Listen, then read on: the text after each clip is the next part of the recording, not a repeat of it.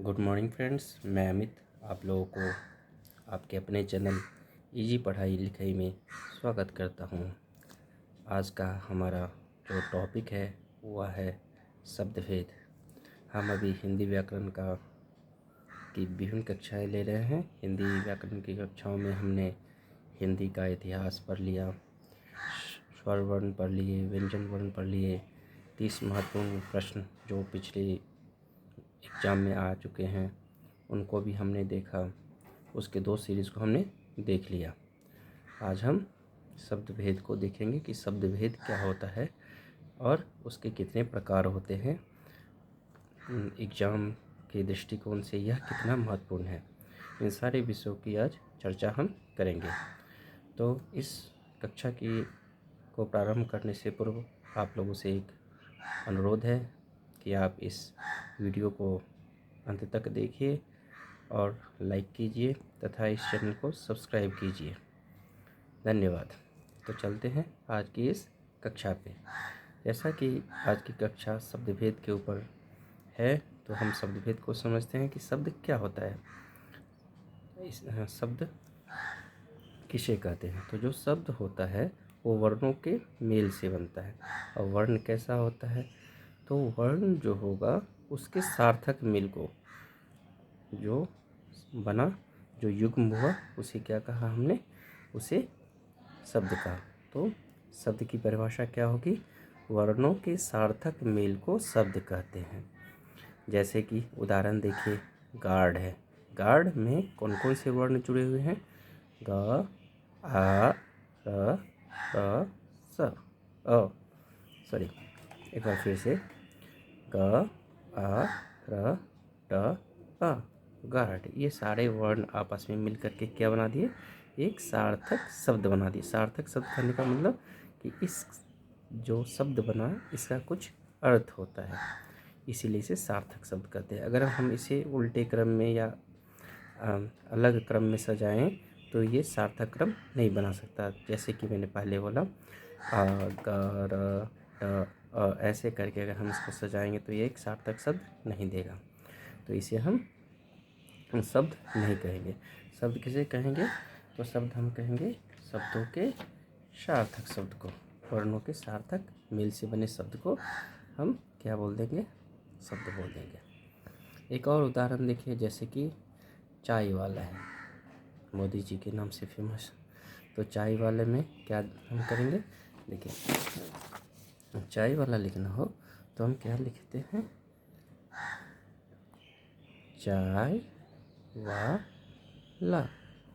इसके वर्णों को अगर हम तोड़ेंगे तो कैसे तोड़ेंगे? आधा च, आ, हाफ य, अ, व, आ प्लस ल और आ। ये चाय वाला का वर्ण विच्छेद है। वर्णों को जब हम तोड़ते हैं तो ये क्या बनाता है? एक सार्थक शब्द देता है। ठीक है, तो हम आगे बढ़ते हैं। देखिए, यदि वर्णों को आगे पीछे करके क्रम बदल दिया जाए तब ये कोई अर्थ प्रकट नहीं करते। अभी जैसा मैंने आपको बताया, अगर हम इसके वर्णों को चेंज कर देते हैं, जैसे गार्ड्स के वर्ड्स को अगर हम चेंज कर देते हैं, जैसे अ हो गया, ड हो गया या र हो गया, तो ये कुछ मीनिंगफुल सेंस नहीं देता है, इसीलिए हम इसे शब्द नहीं कहेंगे। ठीक है। अब देखिए, शब्द के जो भेद होते हैं, शब्द के जो प्रकार होते हैं, कितने प्रकार के होते हैं। तो प्रयोग के आधार पर शब्दों के भिन्न भिन्न जातियाँ होती है, अलग अलग जातियाँ हो जाती है, हम उसका अलग अलग प्रयोग करते हैं। तो इसीलिए शब्द भेद किसे कहा जाएगा? प्रयोग के आधार पर जो शब्द की विभिन्न जातियाँ होंगी उन्हें शब्द भेद कहा जाता है। और शब्द भेद जो होते हैं वो मुख्यतः कितने प्रकार के होते हैं? 3 प्रकार के होते हैं जो प्रचलन में है, हिंदी व्याकरण के प्रचलन में है। वो कितने प्रकार के? 3 प्रकार के।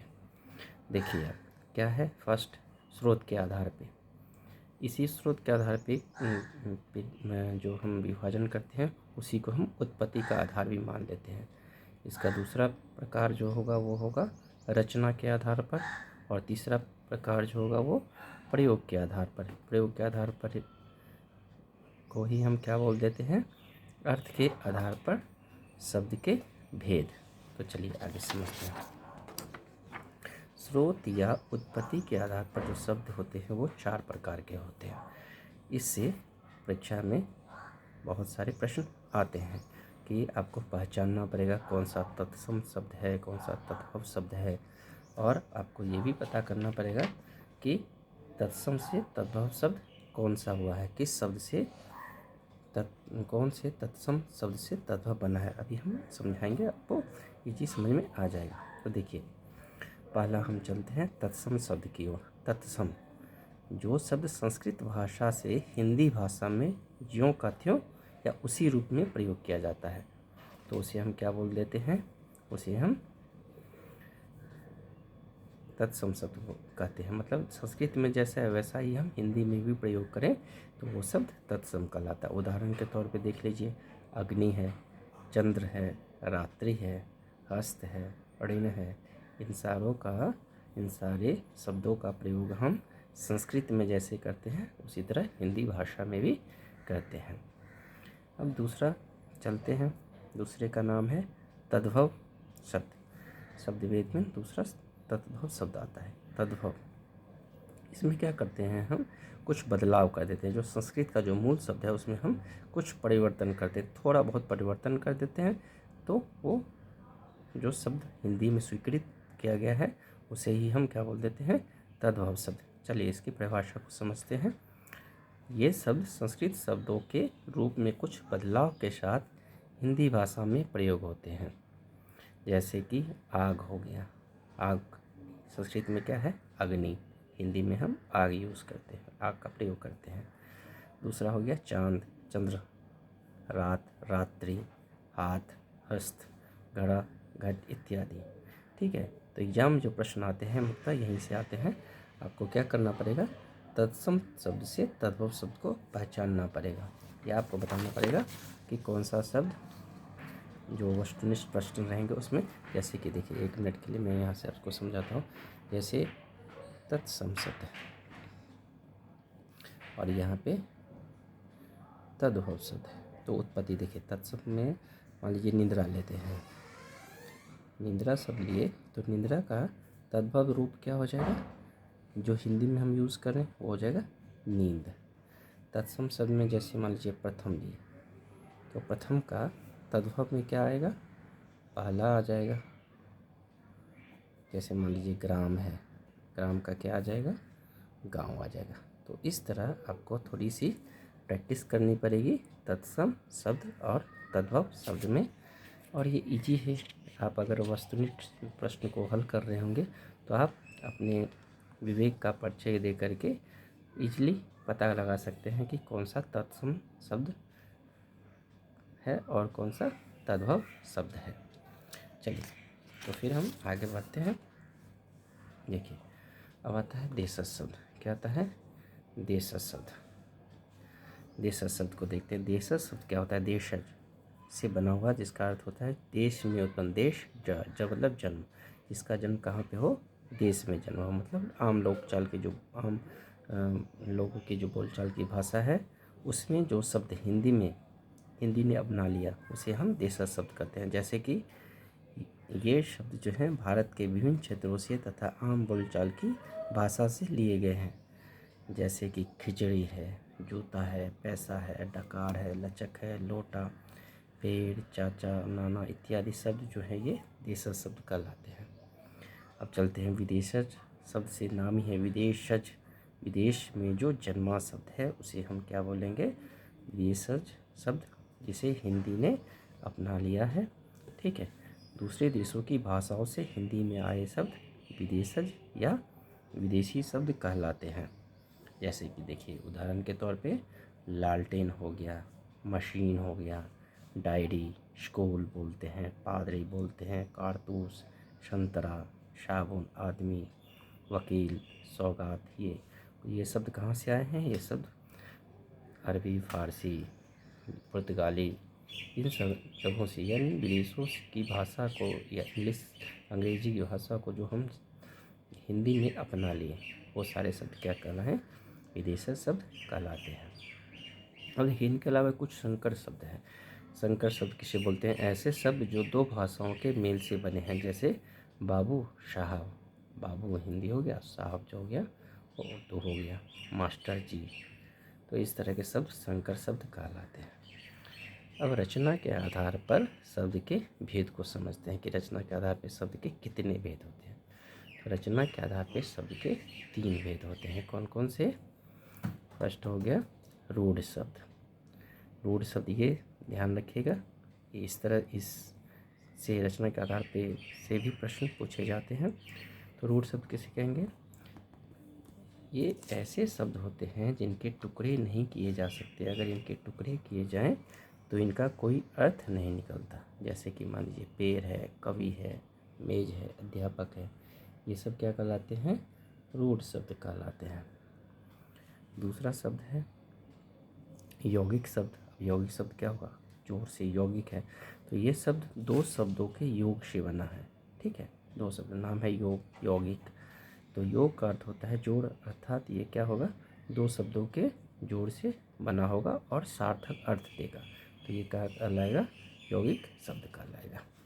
ठीक है, जैसे कि विद्यालय, विद्यालय का जब हम संधि विच्छेद करते हैं तो विद्यालय, विद्यालय कहलाता है। ये दो शब्द विद्या से और आलय से मिल करके बना हुआ है, तो ये क्या कहलाएगा? यौगिक शब्द कहलाएगा। आपको जो परीक्षा में पूछे जाएंगे वो प्रश्न दे करके पूछे जाएंगे कि आप सॉरी, आप पता कीजिए कि कौन सा शब्द यौगिक है, कौन सा शब्द रूढ़ है। तो आप इसकी भी प्रैक्टिस करेंगे और मैं इसकी प्रैक्टिस आपको करवाऊँगा इसी चैनल पे। तो बस आप लोग इस चैनल पे बने रहिए और इसको सब्सक्राइब कीजिए, वीडियो को लाइक कीजिए। देखिए आगे बढ़ते हैं। जैसे देवदूत है, देव और दूत से मिलकर के बना, गाड़ीवान, गाड़ी और वाहन से मिलकर के बना, तो ये सब क्या कहलाए? यौगिक शब्द कहलाए। अब आती है योग रूढ़ शब्द। योग रूढ़ क्या होता है? ये योग रूढ़ शब्द ऐसा शब्द होता है जो दो शब्दों के मिल के तो बना और वो सार्थक अर्थ दिया, लेकिन इसका कुछ विशेष अर्थ भी हो जाता है, इसीलिए इसको क्या बोलते हैं? योग शब्द बोलते हैं। जैसे कि देखिए, जो शब्द दो या दो से अधिक शब्दों के योग से बनते हैं और किसी विशेष अर्थ को प्रकट करते हैं, उन्हें क्या कहते हैं? रोगयूढ़ शब्द कहते हैं। जैसे कि नीलकंठ है, नीलकंठ को हम विच्छेद करेंगे तो क्या होगा? नील जोड़ कंठ, अर्थात इसका विशेष अर्थ क्या होगा? शिव, शिव का कंठ कैसा है? नील है। उसी तरह पंकज, जलज, ये सब सारे जो शब्द हैं, ये सारे शब्द क्या कहलाते हैं? योग रूढ़ शब्द कहलाते हैं। और परीक्षाओं में देखिए, यहाँ पे विशेष में हमने बताया कि परीक्षाओं में इस तरह के प्रश्न पहचानने के लिए दिए जाएंगे कि कौन सा यौगिक है और कौन सा योग रूढ़ है। देखिए अब आगे चलते हैं। आगे अब प्रयोग के आधार पे शब्द के भेद को समझते हैं। किसके आधार पे? प्रयोग के आधार पे शब्द के भेद दो प्रकार के होते हैं। क्या क्या शब्द हो गए? एक हो गया विकारी शब्द और दूसरा हो गया अविकारी शब्द। विकारी, विकारी शब्द किसको बोलेंगे?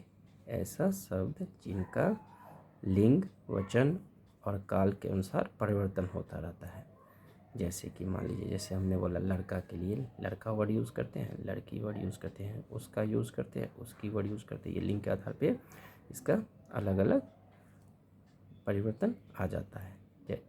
तो ये मुख्यतः जो है वो 4 प्रकार के माने जा रहे हैं विकारी शब्द, जो संज्ञा, सर्वनाम, विशेषण तथा क्रिया, ये सारे क्या कहलाते हैं?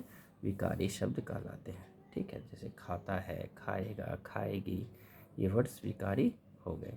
संज्ञा, सर्वनाम, ठीक है, उसका उसकी विशेषता, तेज है, क्रिया वाला शब्द, ये सारे विकारी शब्द कहलाएंगे।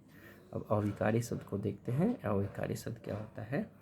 ऐसे शब्द जिनके रूप में कभी भी बदलाव नहीं आता, उन्हें अवयवी कहा जाता है। इसे इसका अविकारी शब्द का दूसरा नाम अवयवी है। ठीक है, तो ये अवयव क्या हो गए? जो हमारे पार्ट्स ऑफ स्पीच में ये 4 आ गए, संज्ञा, सर्वनाम, विशेषण और क्रिया, जो 4 बच गए। जैसे क्रिया विशेषण, संबंध बोधक, समुच्चय बोधक तथा विस्मयादि बोधक, ये सारे अविकारी आते हैं या अव्यय कहे जाते हैं। जैसे हमने कहा आए या हम शब्द, धीरे धीरे, ये शब्द क्या हो गए? अविकारी शब्द हो गए। देखिए अब आगे चलते हैं अर्थ विचार के आधार पे। अर्थ शब्दों का अलग अलग अर्थ निकलता है। एक ही शब्द के बहुत सारे अर्थ निकलते हैं, उस आधार पे हम शब्दों को कितने प्रकार में विभाजित करते हैं। तो अर्थ के आधार पे जो शब्द का प्रकार होता है वह मुख्यतः दो प्रकार का होता है। एक होता है अर्थ लक्ष्य के आधार पे और दूसरा होता है अर्थ वैविध्य के आधार पे, अर्थ की विविधता के आधार पे। तो सबसे पहला अर्थ लक्ष्य के आधार पे। अर्थ लक्ष्य के आधार पे करने का क्या मतलब है कि अगर हम कोई शब्द बोलते हैं, उस शब्द का वही अर्थ है जो हम चाहते हैं, कहना चाहते हैं। जैसे कि देखिए, जब शब्द का एक निश्चित लक्ष्य होता है, ठीक है, जब शब्द का एक निश्चित लक्ष्य होता है तो अर्थ लक्ष्य के आधार पर हो जाता है। इसके तीन मुख्य भाग होते हैं। पहला नंबर होता है वाच्यार्थ। वाच्यार्थ देखिए क्या होता है। उच्चारित शब्दों का अर्थ उसके वाचन के अनुरूप प्राप्त हो। जैसा वक्ता अगर चाहे, वक्ता जैसा शब्द का प्रयोग करे और वो उसका सेम ही मीनिंग हो, सेम ही मीनिंग हो, तो वो क्या कहलाएगा, वाच्यार्थ कहलाएगा। देखिए, अर्थात वाचन किए जाने की दशा में यह किसी अन्य अर्थ का बोध नहीं कराते हैं। जैसे दीवार बोल देंगे, पंखा बोल देंगे, ये सब सारे जो शब्द हो गए, ये इनका कोई विशेष अर्थ नहीं होता। जैसा हम उच्चारण करते हैं, वाचन करते हैं, उसका वही अर्थ होता है, तो ये कहलाएंगे वाच्यार्थ। ऐसे शब्द को या ऐसे पद को क्या कहते हैं, ये ध्यान देने वाली है, अभिधेय पद कहलाते हैं। अब हम चलते हैं दूसरे प्रकार की तरफ, जो कि किसके आधार पे है, अर्थ लक्ष्य के आधार पे। लक्षणार्थ शब्द। लक्षणार्थ शब्द क्या कहता है, शब्द का लक्षण उसके वाचार्थ से भिन्न होता है। हम शब्द का उच्चारण जो करते हैं, बोलते हैं, लेकिन उसका जो अर्थ होगा वो भिन्न होगा, विशेष हो जाएगा। जैसे देखिए, जैसे यहाँ पे हमने कहा, एक एग्जाम्पल लिया है, तुम्हारा पानी उतर गया। ये पानी का मतलब पीने वाला, ड्रिंकिंग वाटर नहीं है। यहाँ पे पानी का मतलब क्या हो जाता है, इज्जत से है। ठीक है, तो हम वक्ता ने क्या कहा, वाचन किया पानी का, लेकिन वाचन का अर्थ क्या हो गया, अलग हो गया। तो यहाँ पे सांकेतिक अर्थ प्राप्त होता है। जो सांकेतिक अर्थ प्राप्त होता है वो लक्षणार्थ हो जाता है, लक्षण उसके अलग हो जाते हैं। अब देखिए व्यंग्यार्थ शब्द। अब इसमें क्या होगा, ऐसे शब्द जिससे व्यंग भाव का बोध होता है, व्यंग प्रदान किया जाता है। जैसे उदाहरण के तौर पे क्या देखा कि तुम्हारा स्वभाव तो बिल्कुल चिकने घरे जैसा है। अब चिकने घरे जैसा बोल दिए तो थोड़ा सा हास्यप्रद हो जाता है, व्यंग्यात्मक हो जाता है। यहाँ पे चिकना घरा किसके लिए यूज़ किया गया है, तो ऐसा मनुष्य जो बहुत ही निर्लज टाइप का हो, शर्म रहित हो। ठीक है, तो इसे हम व्यंग्यार्थक में लेते हैं, व्यंग्यार्थक शब्द में लेते हैं। अब आ जाते हैं वो अर्थ की वैविध्यता के आधार पे, अर्थ की विविधता के आधार पे क्या होता है। जैसे एकार्थक शब्द, मान लीजिए एकार्थक शब्द लेते हैं। एकार्थक शब्द किसे कहेंगे कि जब शब्द एक ही अर्थ को प्रकट करता है, जैसे राम, बादल या योजना, ये बस एक ही अर्थ है इसके, तो ये एकार्थक शब्द कहलाए। और अनेकार्थक शब्द क्या कहलाएगा कि जब कोई शब्द का एक से अधिक अर्थ हो। जैसे पतंग को हम किस रूप में जानते हैं, पक्षी के रूप में, सूर्य के रूप में, नौका के रूप में। सारंग को मोर, हिरन, चंद्रमा, तलवार, ये सब मैं आपको अलग से इसका क्लास लूँगा, सॉरी इसका मैं अलग से कक्षा लूँगा अनेकार्थक शब्द के लिए और समानार्थी और विपरीतार्थक शब्द के लिए। तो आप इस चैनल पे प्लीज़ बने रहिए, हमें सहयोग कीजिए और चैनल को सब्सक्राइब ज़रूर कीजिए। देखिए, अब जो अनेकार्थक शब्द होते हैं, इसका दूसरा नाम है श्लेषिक गुण। श्लेषिक गुण को प्रदर्शित करते हैं। ठीक है, जब हम इसके तीसरे भाग में आते हैं, तीसरे प्रकार में आते हैं, तो तीसरा प्रकार होता है समानार्थक शब्द। समानार्थक शब्द किसे कहेंगे, जिसके जो जब शब्द परिवर्तित हों किंतु उसका अर्थ नियत रहता है। एक ही शब्द के बहुत सारे, एक ही शब्द हैं और एक ही शब्द को हम उसके दूसरी जगह पे रिप्लेस कर सकते हैं। मतलब शब्द परिवर्तन होगा लेकिन अर्थ में कोई परिवर्तन नहीं आएगा, वो क्या कहलाएगा, समानार्थक शब्द। जैसे नभ, नभ के जगह पे हम आकाश का यूज़ कर सकते हैं, अंबर का यूज़ कर सकते हैं, ये सारे समानार्थक शब्द कहलाते हैं। अब आ जाता है लास्ट विपरीतार्थक शब्द। अब विपरीतार्थक शब्द किसे कहेंगे, जब शब्दों का अर्थ किसी अन्य शब्द के अर्थ के सापेक्षिक उलट अर्थ की प्रतीति करता है।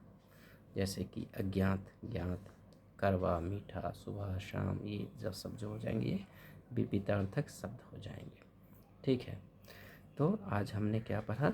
आज हमने शब्द भेद के बारे में पढ़ा, मॉर्फोलॉजी के बारे में पढ़ा। ठीक है, चलिए, तो मैं आशा करता हूँ कि आप लोगों को ये वीडियो पसंद आई होगी और आपके आगामी जो एग्ज़ाम्स हैं हिंदी व्याकरण से रिलेटेड, वो सारे आप इजी हो जाएंगे। बस आपसे अनुरोध है और ये रिक्वेस्ट है कि आप इस चैनल को ज़रूर सब्सक्राइब कीजिए, वीडियो को लाइक कीजिए और अपने दोस्तों में शेयर कीजिए। तब तक अपने दोस्त अमित को विदा दीजिए। धन्यवाद। आपका दिन शुभ हो।